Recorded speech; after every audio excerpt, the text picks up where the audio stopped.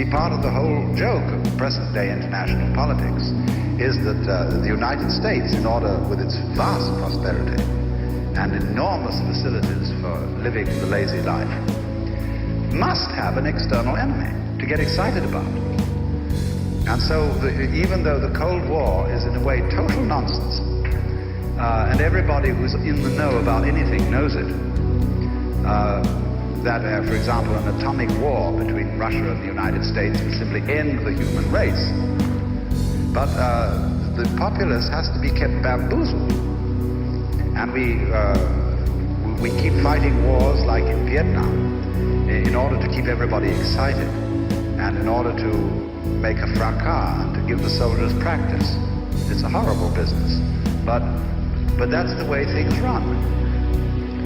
And the question is, you see, can we run the human race without awful bloodshed, murders and tortures and all that kind of thing?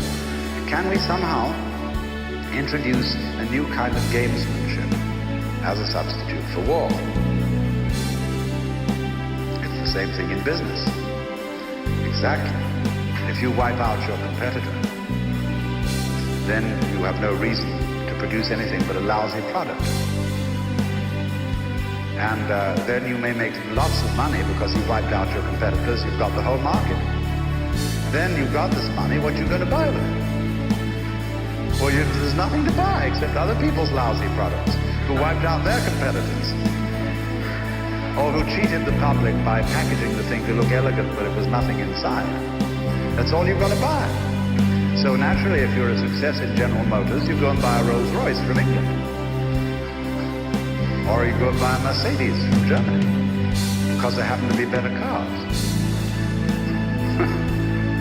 Or if you want to make a lot of money in the clothing industry here, making wretched prints, and you want some good clothes, what do? Well, you have to go to Mexico and buy the things peasants wear, because they're still substantial, solid, damn good clothes. So you see, there's something always self-defeating in these attempts to succeed. Who say nothing fails like success.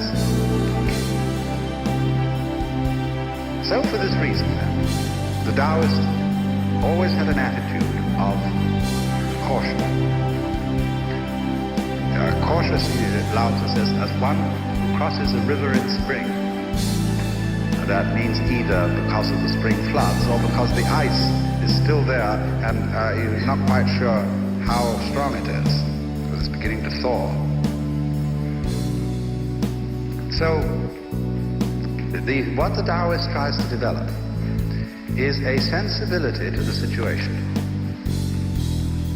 He tries to feel out intuitively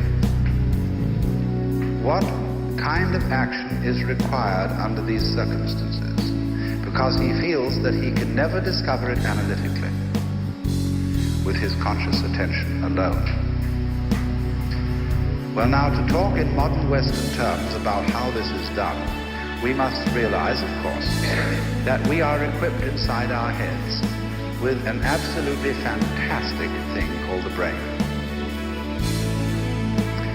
With its millions and millions of neuron cells, it is, as it were, the most amazing computer ever devised.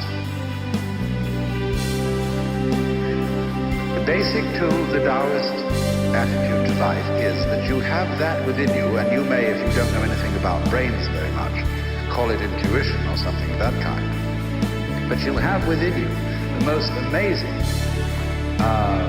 logical analyzer that exists in the known world. And the point is to get it to work for you.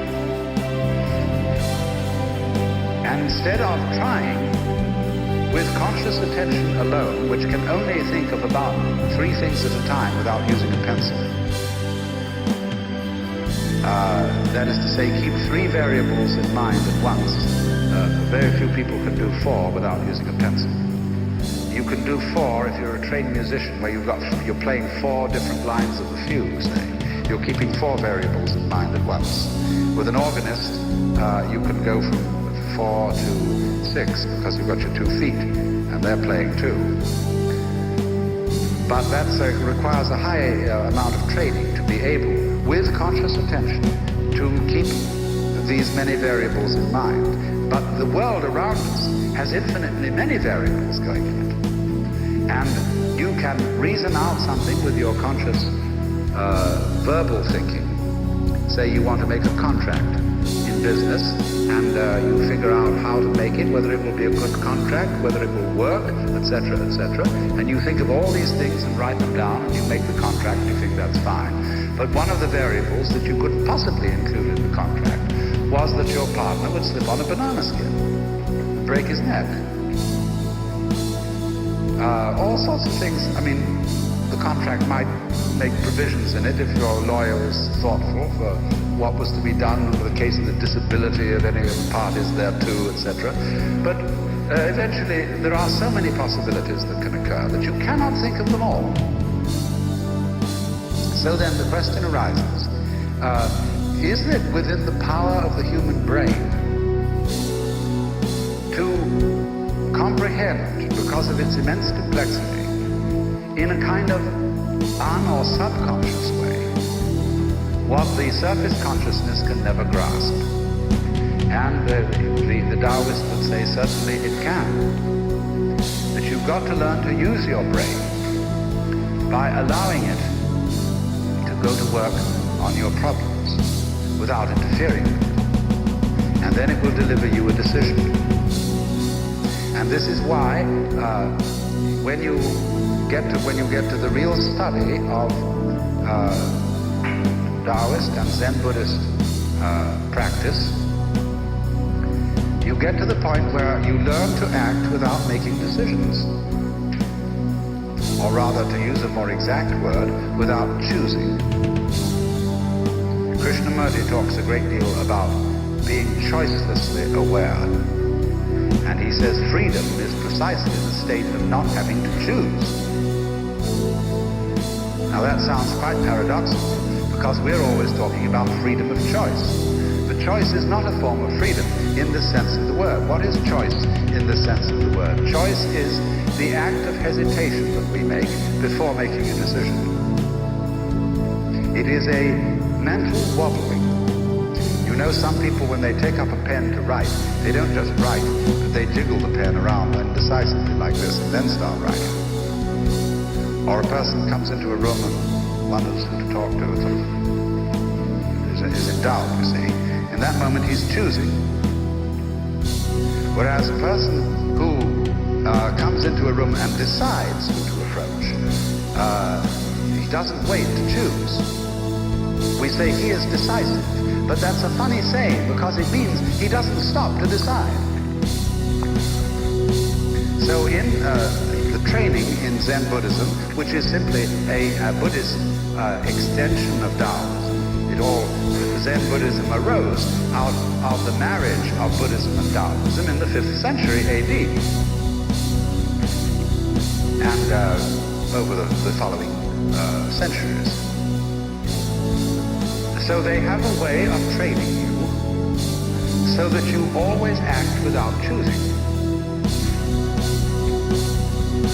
For example, there was one day a leaky roof, and there were a couple of monks attending the Zen master. He said, the roof is leaking. One monk disappeared and came back instantly with a sieve and put it under the drips. Another monk, after some time, came back with a bucket. The master praised the one who brought the sieve. Now, the action wasn't exactly appropriate, to catching rain. But the point was that he was in the spirit of the Zen discipline by acting without choosing. And you will notice this with certain people. Certain people never hesitate. They always seem, if something needs to be done, they seem somehow simply to grab something and do it. Which is a kind of a Zen capacity.